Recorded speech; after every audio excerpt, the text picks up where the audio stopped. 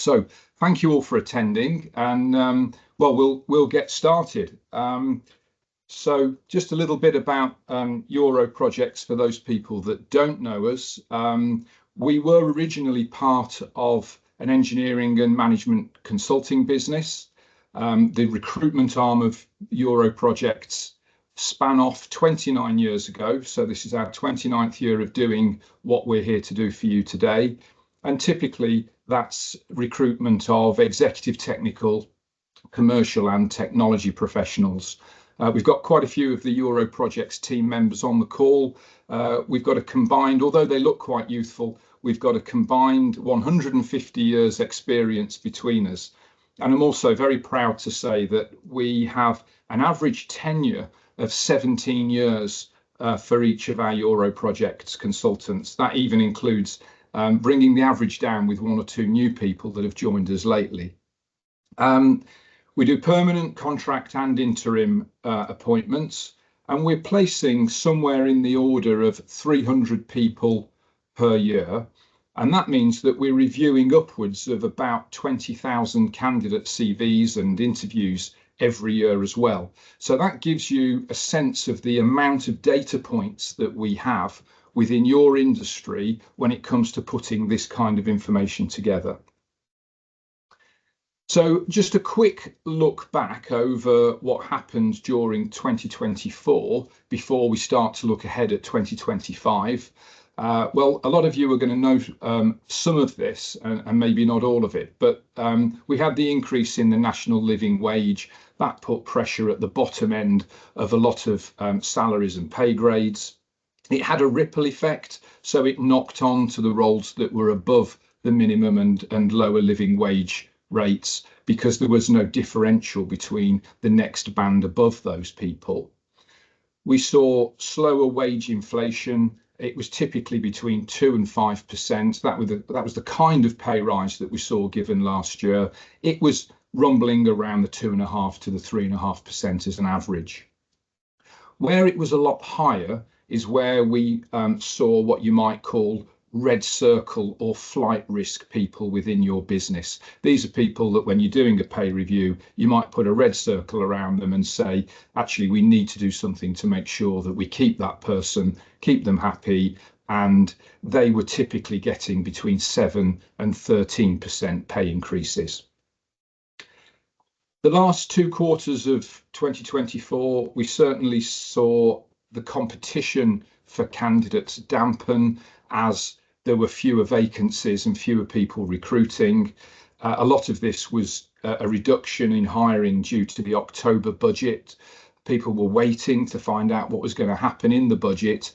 The budget wasn't great news with the increase in national insurance contributions. And I think that further stalled any recruitment plans while that information and the cost of that announcement was digested. We also saw that as security for job security reduced, candidates started to begin sitting tight. They don't want the risk of moving jobs and then finding that they've walked away from what was potentially a more stable environment. When we were recruiting people who were specialists and people that had got a real background in being able to move the dial for a company, their current employer was offering a counter offer of between 15 and 20% for them to stay. If they were worth you hiring them, they were worth you, the other firm that they worked for, keeping them. Now, this is in contrast to what we saw in 2022 and 2023, where we saw some counter offers, and I say some, not just 1 or 2, in the 40% mark. So again, the counter offer level had started to come down with the reduction in demand. We saw that there was 13% decline in vacancies. This is across the UK. This is from a Recruitment and Employment Confederation KPMG report. And 16% decline in permanent job roles filled. So that was 2024. So what does the year ahead look like? You know, we're already in February, it's March next week or in 2 weeks' time. Demand has declined.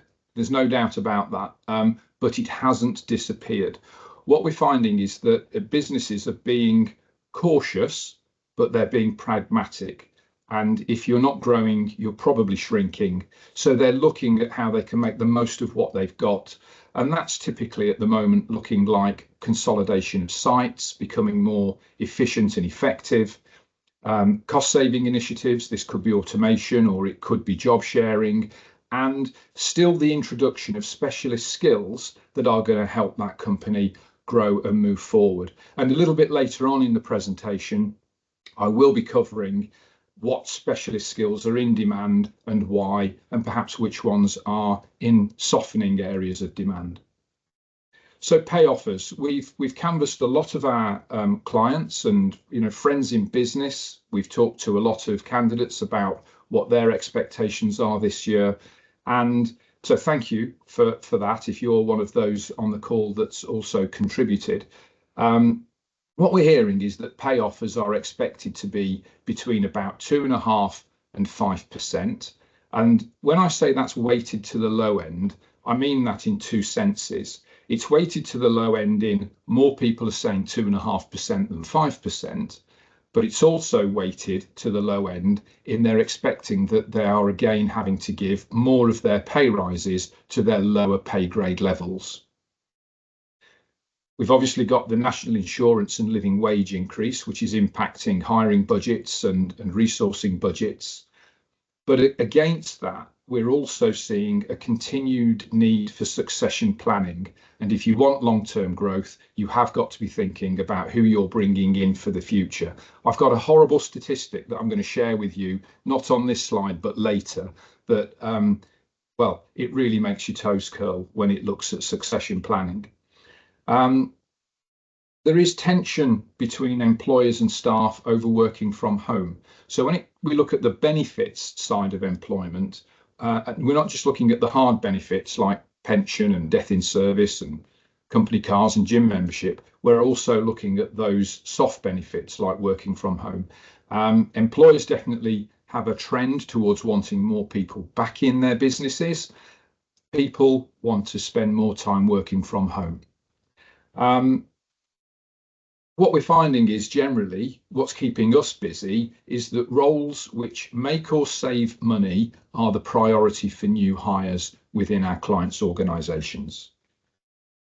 So just quickly, let's look at the roles that are in demand at the moment, and I will go into more granular detail with some of these occupations. But generally what we're seeing is operations directors and managers. They're very much in demand because they can move the dial for your business with efficiency. Marketing has gone from something that was very much in reduced demand to quite high demand this year. I think that's because a lot of companies are looking at where growth is going to come from and how they can win more market share. We've seen that finance and accounting has gone from a softened area of demand to a higher area of demand. And again, I believe this is because cash is king for a lot of companies. As the economy gets tighter, you need someone that can do good credit control, that can manage your cash flow, and that can make sure that the business is financially stable. Sales engineers and managers, that's off the scale busy for us at the moment. That's because, again, companies want to win more accounts. And then because there just aren't enough of them, electronics engineers, design engineers, R&D engineers, any title with the word engineer in it. And what we've also seen come back are skilled production operatives and quality assurance. Where we've seen a slight softening in demand, supply chain professionals, project managers, these roles haven't gone away. It's just that I think there was a huge demand for them over the last 18 months, and that seems to be dropping off. HR management, IT systems engineers and support people, and executive management. We've seen a real slowdown in those areas. And I think that's because unless you're looking for someone that's going to have an immediate effect on your business, you're probably not pressing the button and making an expensive hire when you could be spending that money on someone that could have a more immediate impact. So it's very much short-termism versus long-termism at the moment. Employee benefits, we have a look at this every year. It doesn't change dramatically, or it certainly hasn't changed dramatically in the last 3 years in terms of what we might call hard benefits, maybe apart from holiday entitlement. The other area we've seen some shift is from company cars. Companies are moving away from offering company cars towards car allowance, particularly where it's a perk car rather than a tool for the job. Pensions, we're seeing, this is company contributions, we're seeing low to average 4 to 5%, high 6%, and then for executive level roles, 10% is normal, about 12.5% is considered high. Holidays, 23 to 25 days is considered low to average. We don't have many companies that are hiring and not offering 25 days or more at the moment. And if you offer fewer than 25, you can have a struggle to get the talent that you want. High is 27 days, but not uncommon. And the executive average is 27 days. Death in service, if you provide that as a benefit, that's 3 times annual salary as an average. 5 times is considered high, and the executive average is also 3. And healthcare, well, that's also gone through a bit of shift really, because healthcare's got a lot more expensive since the pandemic experience. So we're seeing that fewer companies are offering this, or they're offering a more dilute version of it. So that could be a money purchase scheme. It's usually now employee only, not including family, unless it's at an executive level and you really do want to attract that person that's already on quite a high healthcare plan and their family are also included. The soft benefits is where we are seeing our clients make the biggest gains when it comes to the recruitment and retention of the people that they employ. And the big thing here is getting the right people in your business that are the right cultural fit. I don't think it's ever been more important. And when there is pressure on salaries, you've also got to look at the bigger picture as to why people work for you, because you can't necessarily keep putting your hands in your pockets. And we've got a great quote there: a salary increase makes you happy once a year, a healthy culture keeps you happy every day. And that's the kind of thing that we're working with our clients to be able to improve, not just to recruit new good people, but to keep the ones that they've got. Hybrid working and working from home is now the benefit that we hear everybody ask, second only to salary, when they're talking to us about finding a new job. Equally of equal importance is training and development, and people want to know that they've got recognisable progress and perhaps an opportunity to grow with your organisation, and also a voice that's heard. People don't want to feel that they are just a number or just a cog in a machine. They actually want to feel that they have an influence on the impact of your business. So we looked at a bit of research on this. 70% of employees are more likely to stay with a company that offers a well-structured benefits package.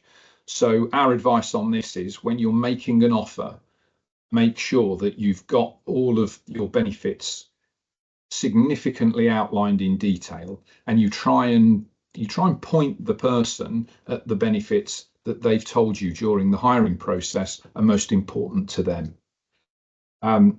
Job attraction, 65% of candidates consider that employee benefits are a crucial factor when evaluating jobs. And another thing that's come in as a soft benefit is the impact of mental health. So if you're able to demonstrate that you offer mental health and well-being support for your employees, not only are you more likely to attract the talent that you want, but you will have a 30% lower turnover rate. And then again, I come back to this flexible working option and potential to work from home. 80% of employees would now choose a job that provides flexible working over one that doesn't. So this is the big dial shift in where we're seeing the market move in terms of soft benefits. So we're working with companies like yours all the time, and this is what we're hearing all the time, and this is what, collectively and in partnership with you, we're working to try and solve. Experienced and skilled candidates are seeking higher salaries than budgeted for, because although we've got this downturn in the economy and things are a little bit tighter and there is less competition, really good people are still really good people. And I think they've had some experience of seeing their worth over the last 2 years, and they know that if they are going to move, it's got to be for lots of other reasons as well that we've talked about, but it's got to be worth their while financially. And that's sometimes going against what you might have put in the budget. Good candidates are still being counter-offered by their current employer. As I mentioned earlier, the counter-offers aren't as high as they were, but they're still significant. There is still a lack of suitable candidates. Someone once said to me, it's still like looking for a needle in a haystack. It's just that the haystack got a bit bigger. And then candidates, as I mentioned earlier, are looking for more flexible working arrangements. So we're just going to go into a bit more of a deep dive into the variety of occupations that we specialise in recruiting for. And the first one we're talking about here is executive pay. So the main thing at the moment that I would say about executive pay is it's fairly stagnant. I'm sorry for the executives on the call, but you're probably not seeing the incremental pay rises and the percentage pay rises that the people that you employ have been. And that is, I'm afraid, a consideration that's continuing. There are actually fewer senior executive roles out there, and those pay increases have been modest. But what is driving executive recruitment at the moment and executive vacancies is primarily succession planning. What we've seen over the last 2 years, and we're continuing to see, is that if you've got good talent in your business and you want to keep them, it's probably a good idea to give them the executive role of your outgoing retiree and then backfill the role below them. And then the only area that we've seen a big resurgence, or it's certainly a demand that hasn't gone away, is operations management. And the salaries for operations managers have increased disproportionately to the rest of the board of directors and managers. And I think the stat that's in our guide that you can download at the end of this call, I think the stat in there is it's something like 16 to 19% more than they were earning previously. So the people that work in manufacturing and operations, well, we've seen an increase in salaries here that's been governed really by the increases in national living wage. But we're also seeing process improvements to reduce costs driving demand, and maintenance, quality and health and safety people in the manufacturing environment are particularly in demand, and they're also therefore able to increase what they're worth. And because it's part of manufacturing and operations, typically operations managers that we've talked about, their pay has gone up. Technical and engineering, well, I promised you a stat that would make your toes curl, and if you didn't already know this, it certainly made my toes curl. The average age of a UK engineer this year is 54. I'm 54 this year. I don't feel like I'm ready to retire, but it certainly demonstrates that we haven't got enough people coming through to replace the ones that we're losing. And in 2026, next year, apparently 19.5% of UK engineers will have reached retirement age. So this is this huge succession planning and demographic problem that we're facing as an industry. We've been drastically under-resourced as a profession for many years, and so that's what's going to continue to drive up the value of engineering pay as people like us on the call here are competing for talent. Program and project management, that was very busy for the last 3 or 4 years. There's been some very large infrastructure projects. Anyone here from the Midlands will probably know HS2 rather too intimately. Anyone that travels up the M42 every day is certainly going to be very aware of the scale of that project. That project is now absorbing fewer people. Hinkley Point Nuclear Power Station, that's still a big project that's absorbing a lot of people. Global opportunities for project managers by 2027 is expected to be 87 million roles, and there's a lot of that is going to be in developing countries and the Middle East. What we're seeing at a smaller level within the UK is that our clients are using project managers to supplement the technical experts that they've got who are overstretched. Purchasing and supply chain, this has become a really data-driven sector. This role is quite complex now compared to what it used to be. It's not just about getting the best price for a product, it's about the full supply chain management, a lot of offshoring, getting stuff made overseas, setting up plants overseas.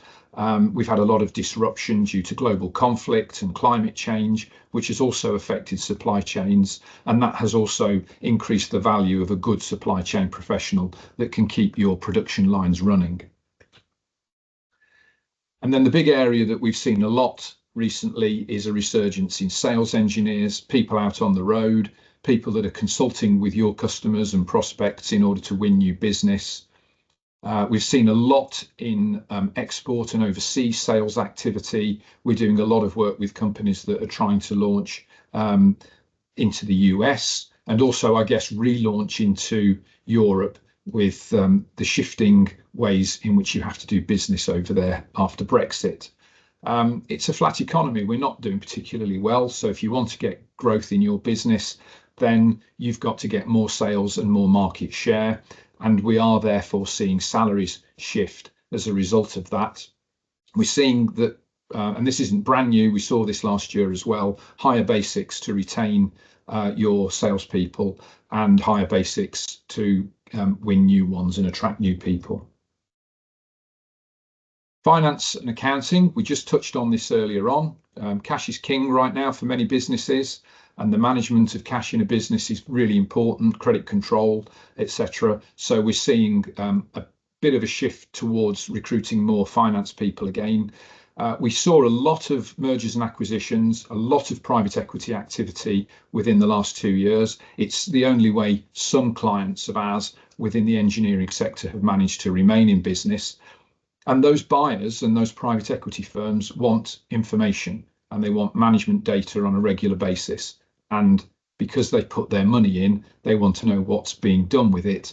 And therefore, they want good finance people at your end to give them their reports. So again, that's put a lot of pressure on the finance and accounting market. We mentioned earlier on that we've seen a resurgence in health and safety. HR has seen a bit of a dampening. As I mentioned before, the roles that people, our clients, are really prepared to spend the money on, it's where they can either make or save money. Now, I'm sure there's a lot of HR people on here that you could very justifiably say that they saved their company a lot of money in reduced turnover of staff and being able to get good talent for them.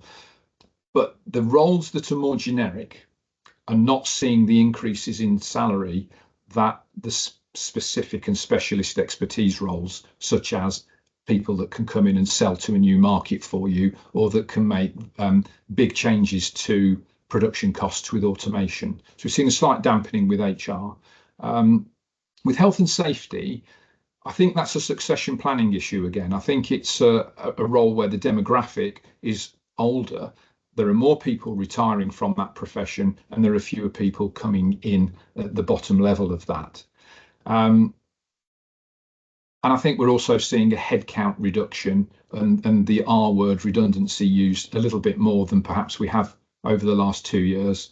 That might mean that there's work for HR people in that regard, but as the economy slows down, in-house recruiters are finding that they're being repositioned with organisations to do other things because those companies just aren't having the hiring needs that they did.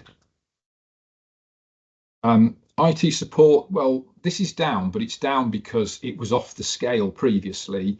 But as working practices have stabilised and technology like this has stabilised over the last 2 years, there's less of a dash for people that can do this. We're still seeing a lot of demand for SAP and ERP people. Technology is probably growing faster than the available resources. So long term, I think there's going to be another resurgence in the need for IT people. And this is particularly those companies that want early adoption of AI. And we're seeing that a lot of IT people within businesses are being repositioned as AI champions in order to be able to give you the competitive advantage through those channels. So what do we see and recommend for the recruitment and retention of your people in 2025? Well, in summary, carefully budget the return on investment for every role. Expect experienced specialists to demand a premium to want to move to your business. There is less competition, but there's also less candidate movement as a result. And so therefore, you've got to have a really good proposition to make somebody want to leave where they are. As always, we recommend that we're recruiting for values and cultural fit. We feel that you've got to create a compelling story and vision as to why someone should join you. And that's all about building your employer brand long term over lots of different media channels in the communities that you operate. And when you are in the recruitment process, demonstrate positivity to that candidate throughout. And it's not on here, but I say it to every presentation that I give. Treat every candidate like a VIP, because that candidate can be worth so much to your business.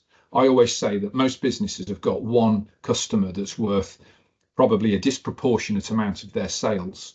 Just imagine getting a sales engineer that could come in and bring in another one of those customers. They're now worth the same as your best customer. So that's why we have to treat them like they are our best customer.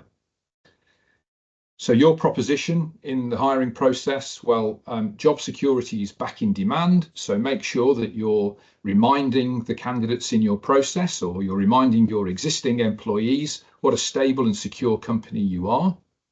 Continue to offer opportunities for personal growth. Look at ways that you can demonstrate your business benefits the community and the environment. The next generation of people coming through, Gen Z as I think they're called, is very aware of this kind of thing, and they want to see how their employer fits into the wider picture of community and environment. You've still got to offer highly competitive salaries. That was put on the agenda over the last 2 years and it's not gone away. Continue to look at how you're demonstrating your investment in technology. That's really important, especially again for younger people that are coming through. They want to know that they get to work with the latest equipment and technology. Demonstrate how you're training and developing those people to use that technology within your business.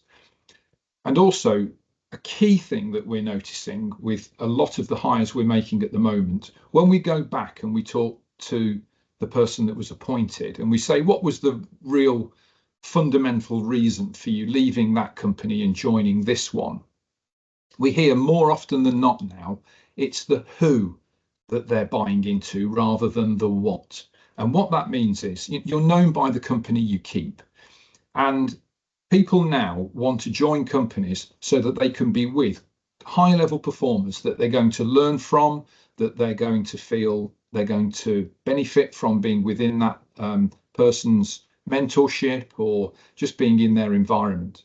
So be really careful about how you're presenting the line managers and the interviewers, and making sure that that comes across, that they're people that your candidates want to work with. So what are we doing with our clients at the moment to make sure that you're getting the most efficient and effective value from the process that we've just talked about? Well, we're very keen to make sure that we're profiling jobs and we're looking at that return on investment that you need from each vacancy. We're looking at what's the mission of the job, the objectives of the job, what competencies are required. Very often, if you require skills, but you can't find them, the next best thing you can do is find someone who's highly competent and then train them for those skills in a certain area. So if you're looking for a data analyst and you can't find one, look for someone who can demonstrate a competence in being analytical and then train them on the system that you're working with. And then clearly you want to make sure that you're hiring people that meet with your culture and values.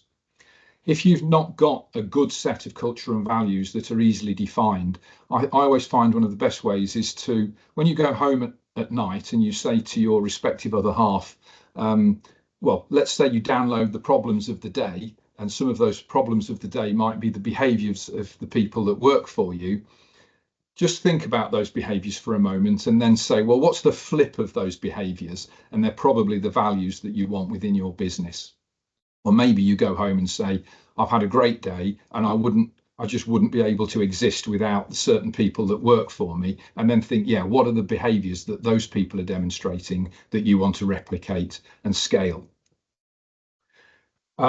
We've got a lot of technology around now, and almost too much. But the thing that we're working to help you with a lot is video job briefings.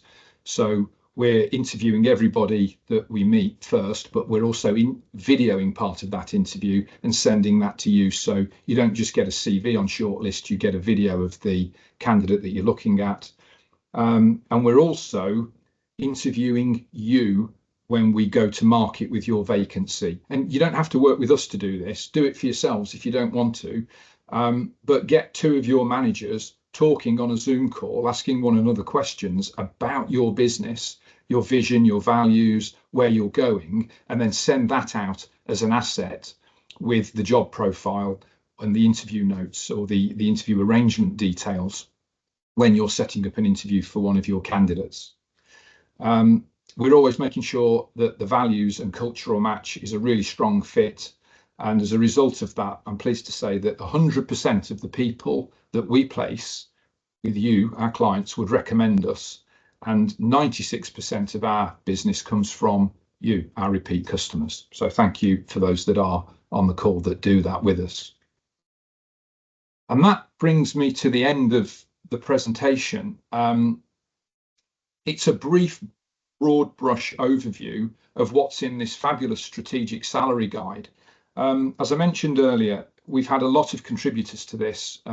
You, our customers, our candidates that have provided a lot of data points for us, general conversations, we've held roundtables, we've held interviews over telephone, and that's what's really brought together this hub of information that you can download with the QR code, or I think it's fair to say we can send you a link to this as an attendee because we'll know who's attended the call, and you can download it from an email later on.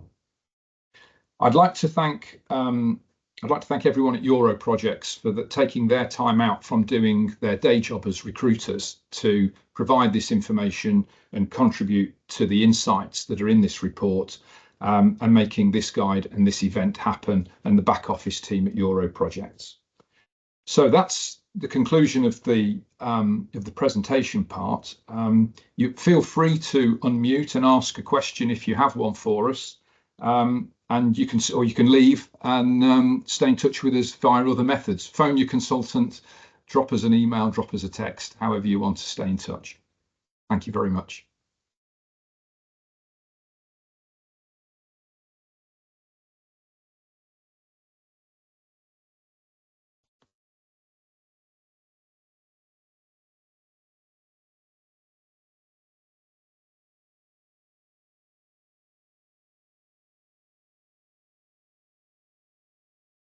Some lovely feedback, but no questions. I mean, if you do have a question, don't be shy, or put it in the chat box if you don't want to expose yourself, so to speak, to the team here. Steve, this is Jörg here. Can you hear me? Yes, hello Jörg. Nice to see you. First of all, thanks very much for this great presentation. I really enjoyed this. Thank you very much. And I would be also very interested in your salary guide. I have a quick question for you. Do you see recruiting strategies being different for smaller companies or startups in compared to more established companies? I think we were, our company is relatively small, don't have extremely big budgets, and finding the right people is always difficult. One of your points you made is, get the salaries up, but sometimes you don't have a lot of leeway to do that. So do you see this with small companies? Do they change their recruiting strategies? I think so. In terms of, there's normally two sorts of person anyway, what we call big company mentality people and small company mentality people. And the smaller companies tend to have values like agility, and responsiveness that you might not find in a larger corporate environment. And so you are looking for potentially a different animal. I think the other thing is, as a smaller company, you can potentially be more flexible on softer benefits. So it isn't about salary, and it might necessarily not be so much about career progression up the greasy corporate pole, but it might be about the interesting work content that person's going to be involved with, access to the high level people in that business. So it might be, we talked about, it's who they join rather than what they join. If they joined, I know you're in the aerospace industry, Jörg, so it might be an analogy to say if they join Rolls-Royce Aero Engines, they wouldn't get to meet the CEO or learn from the chief technical officer.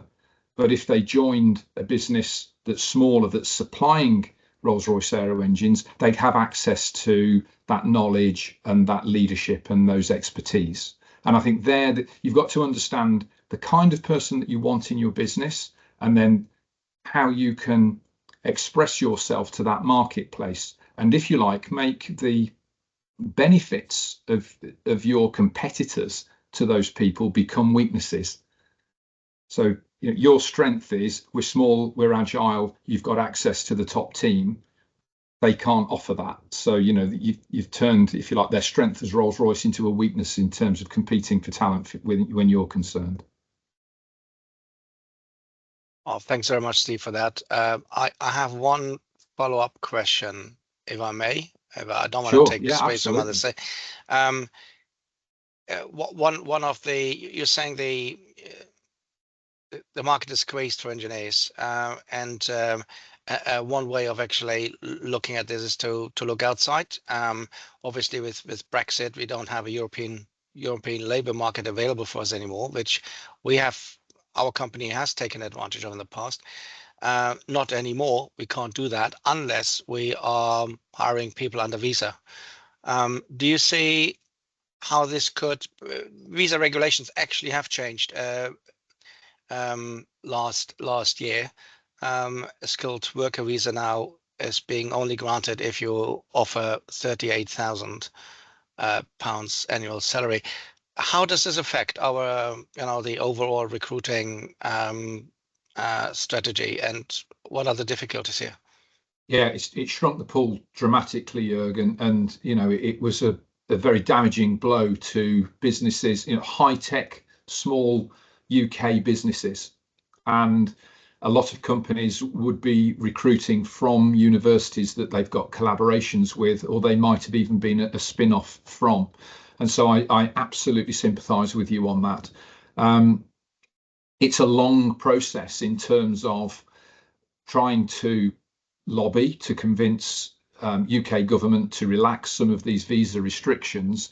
And in the short term, I think it's about trying to find alternative ways to access that knowledge. So it might be that you don't employ those people, but you sponsor them on PhDs and you're working with them while they're in their academic visa stage rather than employees. But it doesn't give you a long-term hiring strategy, and it's incredibly damaging. Well, thanks very much, Steve, for that. That's it for me today. Thank you. Well, thank you very much for your input and breaking the silence, Jörg. There is another question that's on the chat box. Do you feel that a culture of RFQs and quoting rather than tendering and long-term contracts has contributed towards the poor investment in succession planning and training of the next generation of engineers? That's an interesting question and an interesting angle. Not one that I've heard before, but it could well be a contributing factor, JB.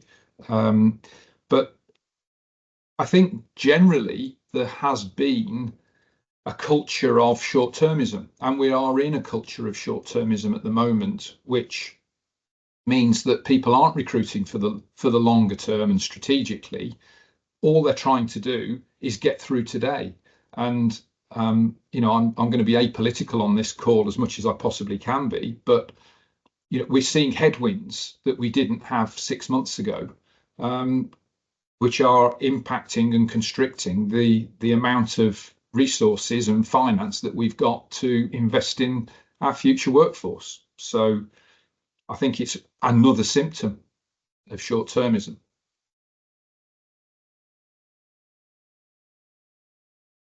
Well, some very interesting questions, and as I say, we're very happy to stay on. And so, we won't just all disappear immediately. But we really appreciate everybody's attendance today. Thank you for giving up your time, probably your lunch time at that. And thanks to the team here at Euro Projects for hanging back as well, in case you had anything that you could also add. But otherwise, I think we'll probably sign off for now. We'll give you a link to the salary guide so you can download what we've talked about in more detail. And if you wish, we'll also have an edited recording of this so that you can access this or share it with your colleagues and appropriate friends and cohort. So for now, thank you very much. And yes, Jörg, we'll make the slides available. They'll be part of the video. Thanks again, everybody, and good luck. You know where we are if you need us. All the very best. Bye for now. Thank you.